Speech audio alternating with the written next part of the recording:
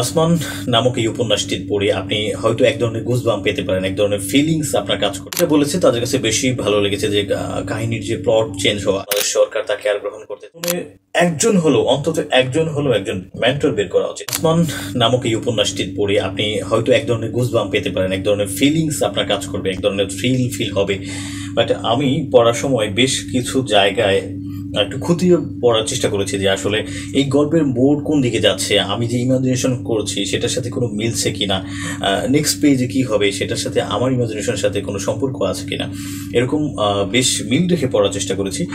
ধারাবাহিকভাবে আমি কয়েকজনকে জিজ্ঞেস করেছিলাম যে এই বইয়ের কোন বিষয়গুলো তাদের কাছে বেশি ভালো লেগেছে। সবাই যেটা বলেছে তাদের কাছে বেশি ভালো লেগেছে যে কাহিনীর যে প্লট চেঞ্জ হওয়া, প্লটের শুরু হচ্ছে বাংলাদেশের একটা জায়গা থেকে, বাংলাদেশের ঢাকায় ধানমন্ডি থেকে, কিন্তু শেষ হলো গিয়ে আলবেনিয়াতে। তো এরকম একটা গল্পের যে মূল ওমর নামক চরিত্র, সে যে স্থান পরিবর্তন করছে একটু পর পর, লাইক সে এখন ধানমন্ডি আছে, তারপর এখান থেকে জীবনের গুরুত্বপূর্ণ একটা ডিসিশন নিয়ে সে চলে যায় পাকিস্তান থেকে সে চলে যায় সেখানে একটি জামাতের সাথে, সে চলে যায় আফগানিস্তানের সাথে, তারপর সে সেখানে আল কায়দার সাথে যুক্ত হয় এবং সেখানে বিভিন্ন ধরনের যুদ্ধ করে। সে কায়দার বিভিন্ন সংগঠনের সাথে ঘুরে বেড়ায় এবং সে আলটিমেটলি ওখানে যুদ্ধ করে। এবং একটা সময় কিন্তু সে আহত অবস্থায় তার এক বন্ধুর বাড়িতে ওঠে, যেখানে আসমা নামক একটা মেয়েটির সাথে তার দেখা হয় এবং মেয়েটির সাথে তার এক সময় প্রণয়ের সম্পর্ক হয়। এবং সেখানে লেখক কিন্তু খুব চমৎকার ভাবে বিশ্লেষণ করার চেষ্টা করেছেন যে আসমার যে চারিত্রিক বা তার যে সৌন্দর্যের দিক ফুটিয়ে তোলার জন্য থেকে সে কিন্তু আলটিমেটলি আমেরিকার সেনাদের কাছে ধরা পড়ে এবং তাকে সন্দেহ করা হয় যে তিনি হয়তো ওসামা বিন লাদেনের খোঁজ জানেন, এবং সেই কারণে তাকে কিন্তু আটকে রাখা হয়। এবং সেখান থেকে কিন্তু তাকে পৃথিবীর সবচেয়ে খারাপ যে জেলখানা, কিউবার যে অবস্থিত জেলখানায়, লেখক এখানে বলেছেন যে গুয়ান্তানামো বে নামক যে জেলখানাটা আছে সেখানে কিন্তু তাকে স্থানান্তর করা হয় এবং দীর্ঘ 12 বছর সেখানে কিন্তু সে থাকে। এবং আলটিমেটলি তাকে কিন্তু প্রমাণ করা যায়নি যে সে ওসামা বিন লাদেনের সাথে সম্পর্কিত ছিল বা তার সম্পর্কে খোঁজ জানতো বা তার খুব ক্লোজ কেউ সে।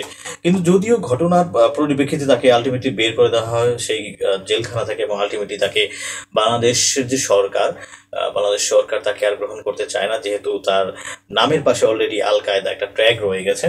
সেই কারণে তাকে কিন্তু সেখান থেকে পরবর্তীতে পাঠিয়ে দেওয়া হয় আলবেনিয়াতে, যেখানে সে পরবর্তীতে বসবাস করতে থাকে। বাট এইখানে যে বিভিন্ন ধরনের ঘটনার মোড়গুলো ঘটে, এখানে কিন্তু আমি অনেক সহজভাবে বলে ফেললাম, কিন্তু ঘটনাগুলো কিন্তু এত সহজভাবে ঘটেনি। কিন্তু তার বিভিন্ন ধরনের স্যাক্রিফাইস দেখানো হয়েছে, তার যে সংগ্রাম, তার যে বেদুইনের জীবন, সেখানে যে মরুভূমিতে তার বেড়ে ওঠা, সেখানে যে AK-47 নিয়ে তার যুদ্ধ করা, বাতিলের বিরুদ্ধে যুদ্ধ করা, সেগুলো কিন্তু খুব সুন্দরভাবে ফুটিয়ে উঠেছে। বিশেষভাবে আমি যেটা বলবো, সেখানে এই বিষয়গুলা যে এই যে স্থানান্তর হচ্ছে, কালের পরিবর্তন হচ্ছে, স্থানের পরিবর্তন হচ্ছে, চরিত্রের পরিবর্তন হচ্ছে, এবং বিভিন্ন ধরনের নতুন নতুন চরিত্র আসছে, নতুন নতুন ভাষা অ্যাড হচ্ছে, ফার্সি থেকে আমরা উর্দু থেকে ফার্সি যাচ্ছি, সেখান থেকে ইংলিশ, বিভিন্ন ধরনের মানুষের সাথে যে কথাগুলো হচ্ছে, এই বিষয়গুলো নিয়ে মানুষের অনেকের কাছে হয়তো এই বইটা ভালো লাগবে। বাট আমি সবচেয়ে বেশি, আপনি যদি এটাকে গভীর দৃষ্টি দিয়ে পড়েন, তাহলে আমি যদি বলি এই বইয়ের সবচেয়ে বড় কি শিক্ষা, এই বই কি শুধু আমাদের একটা গুজবাম্প দিচ্ছে বা একটা ফিল দিচ্ছে, নাকি অন্য কিছু দিচ্ছে, আমি বলবো যে এখান থেকে সবচেয়ে বেস্ট যেটা আমি পেয়েছি সেটা হচ্ছে যে একটা শিক্ষা, আপনার জীবনে অন্তত একজন হলো একজন মেন্টর বের করা উচিত। কারণ এই বইতে দেখানো হয়েছে যে একজন গুড মেন্টর আপনাকে কিভাবে একটা গুড সলিউশন দিতে পারে। লাইক এইখানে যে প্রধান চরিত্র যে ওমর কিন্তু একটা সময় এমন একটা পরিস্থিতি ছিল, সে তার প্রথম প্রেমিকা লামিয়ার সাথে যখন তার একটা সম্পর্ক দূরত্ব তৈরি হয়, সেখান থেকে সে কিন্তু একটা খারাপ জায়গায় চলে গিয়েছিল। সেখান থেকে সে কিন্তু তার খুব কাছের বন্ধু রুশো, যার সাথে সে চলাফেরা করতো, সে একজন ব্যান্ড সঙ্গীত শিল্পী, সেখান থেকে তাদের কিন্তু একটা নেশার জগৎ তৈরি হয়। কিন্তু আলটিমেটলি কিন্তু ওমর ওখান থেকে বের হয়ে আসে কিসের মাধ্যমে, সে এমন একটা মেন্টর তৈরি করেছিল, যে মেন্টরকে খুঁজে বের করেছিল, যার মাধ্যমে সে কিন্তু তার কাছে দুইটা অপশন ছিল, তার বন্ধু রুশো এবং তার যে খুঁজে পাওয়া মেন্টর। সে দুইটা জায়গা নিয়ে প্রচন্ড রকম কনফিউজ ছিল, যে সে কি তার বন্ধুর সাথে কি সারা জীবন চলবে, বন্ধু যেভাবে বলে সেভাবে চলবে, এভাবে চললে কি তার পিনিক থাকবে, নাকি তার হচ্ছে স্মৃতিগুলো থাকে, সেই স্মৃতিগুলো ভুল থাকা যায়। আরেক পাশে ছিল তার আরেকটা খুঁজে পাওয়া মেন্টর, যে মেন্টরকে তার মা সাজেস্ট করেছিল তার সাথে কথা বলার জন্য, এবং সেখানে গিয়ে আলটিমেটলি তার কিন্তু উপলব্ধি তৈরি হয় মেন্টর কিন্তু আপনাকে উপলব্ধির জায়গাটা তৈরি করবে। লাইক রুশু কিন্তু তাকে উপলব্ধির জায়গাটা তৈরি করেছিল।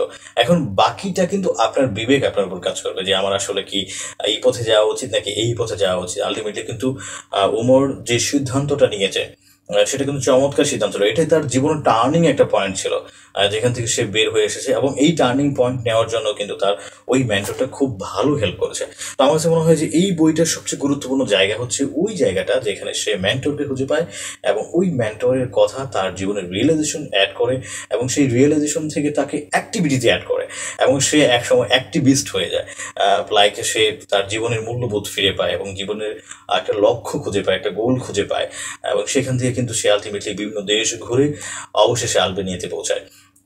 এই যে জায়গাগুলো আমি সবকিছুতে ফোকাস করবো না, আমি শুধু বলবো যে আমাদের কিন্তু এরকম করা উচিত যে প্রত্যেকের একটা বিশেষ মানুষ থাকা উচিত, যার কাছ থেকে আমরা আমাদের খারাপ সময় হোক বা ভালো সময় হোক, যার কাছ থেকে আমরা কিন্তু প্রপার গাইডলাইন পেতে পারি। এবং একটা মেন্টর কিভাবে আবিষ্কার করতে হয় এবং একটা মেন্টরকে আমি কিভাবে মানবো বা কিভাবে খুঁজে বের করবো, সেটা কিন্তু একটা বড় একটা প্রসেস, বাট এটা কিন্তু অনেক সহজভাবে ব্যাখ্যা করা যায়।